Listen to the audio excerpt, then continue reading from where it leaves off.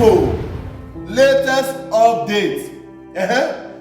We never hear wetin happen again. Bola Ahmed Tinubu don go suspend EFCC chairman.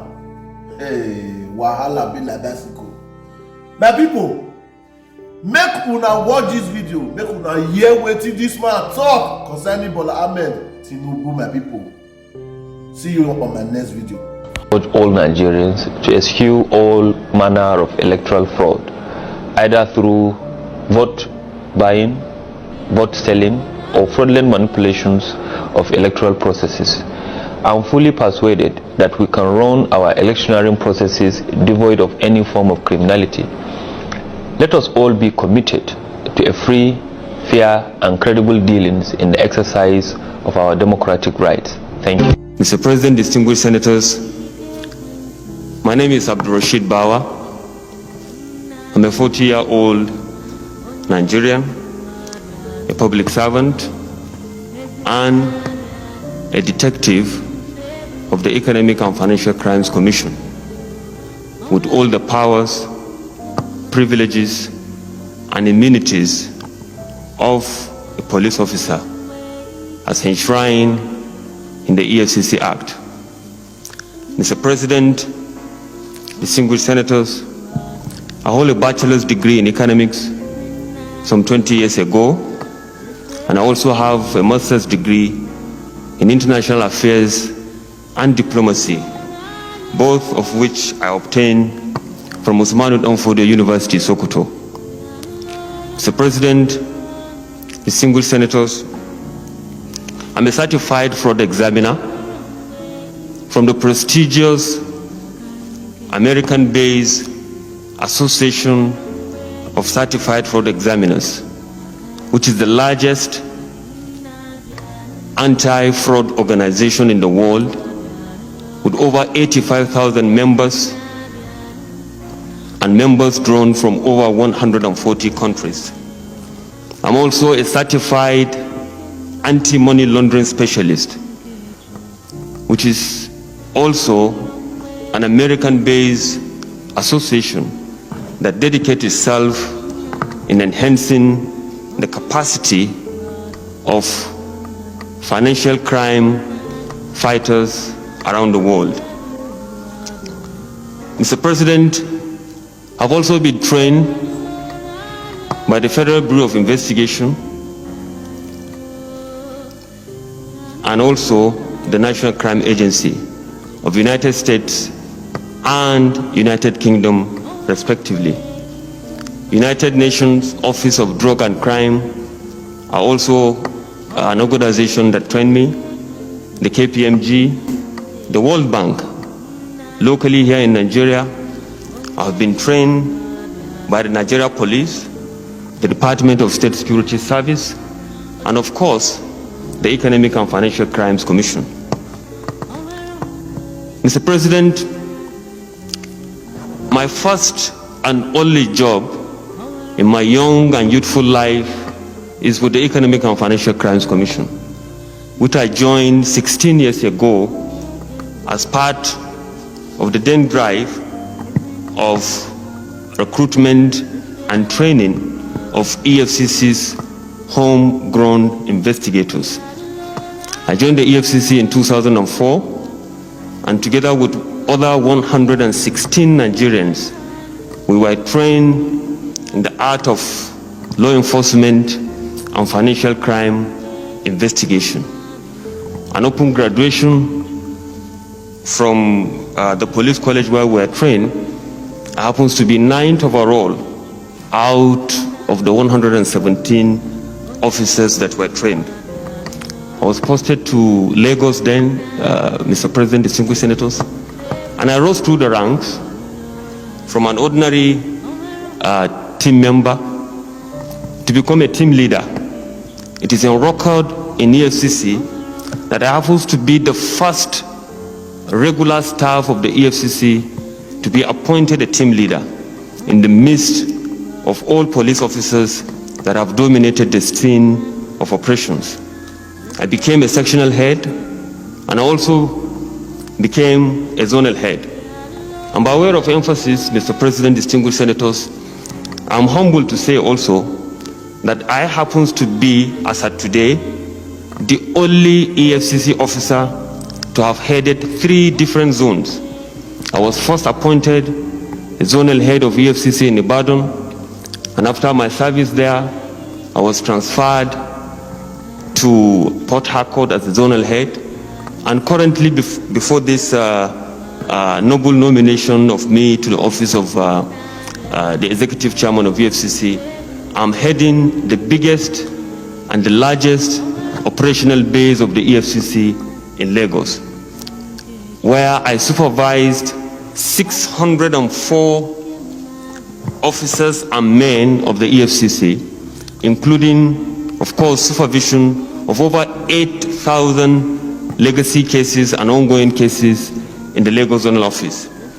Last year alone, distinguished senators, despite the incidences of COVID-19 pandemic, as well as the end of SARS protest, which hit the Lagos Zonal Office more than any other zone, we were able to secure over 220 convictions. We also recovered over 10.9 billion, as well as over 1.9 million US dollars at the Lagos Zonal Office. Mr. President, distinguished senators, as I said earlier on, I've been in the EFCC for 16 years. I've participated in several high-profile cases that has taken me around the world. I'm versed in the investigation of advanced fee fraud, money laundering, public sector corruption, and other financial crimes-related issues. I've testified in several courts around the country, leading to several convictions and recovery of hundreds of billions of naira. Mr. President, distinguished senators, I'm not only an investigator that investigates and prosecute offenders. Because of my expertise, I'm humbled to state also that I'm also a trainer at the EFCC Academy. As a young man coming out of college, I was pinpointed and I was assigned, among other officers, to be part of the training of the course that is immediately after us, which is course 2. I've also participated in the training of course 3, course 4, as course 5. Most recently, I was heading the capacity development division of the EFCC Academy, where I was in charge with development of curriculum for the betterment of our officers. Mr. President, distinguished senators, I wish to state here that in all my career at the EFCC, the provisions of the Constitution of the Federal Republic of Nigeria, the extant laws of this country, rules and regulations within the EFCC have always and will always guide my actions if confirmed by this hallowed chamber as the next executive chairman of the EFCC. I'm not unmindful of the enormous responsibility before me and my colleagues, but I believe we are up to the task. And I also believe that we will not fix the blame of the past. We will accept our own responsibility for the future. The fear of God, national interest, patriotism in us, and the fact that we are young men, the future of this country is with us, are the driving force that will ensure that come what may, at the end of my tenure, I will leave the EFCC a better place. Mr. President, distinguished senators, permit me to state here also that the EFCC is apparently the only cosmopolitan agency in Nigeria. Looking at the composition of the board of the EFCC, you have representation from the Ministry of Finance, from the Ministry of Foreign Affairs, from the Ministry of Justice. You have Comptroller General of Customs, you have Comptroller General of Immigration, you have Comptroller General of Prisons, CBN Governor, Director General of the DSS, Director General of NIA, among others, which makes it very easy for me, if confirmed by this hallowed chamber, to be able to relate with other security agencies in this country for the purpose of achieving the mandate of this government of ridding this country of all forms of corruption as well as economic and financial crimes. And to our strategic partners around the world, particularly in the United States of America, United Kingdom, South Africa, etc., I intend to work with them closely, sharing information and intelligence in order to attain our mutual objectives as well as our independent objectives as well. But paramount of which is close to my heart is the fact that we need to repatriate all our stolen assets for the benefit and the betterment of all Nigerians here at home. Mr. President, distinguished senators, I'm not unaware of the fact that my nomination has caused a lot of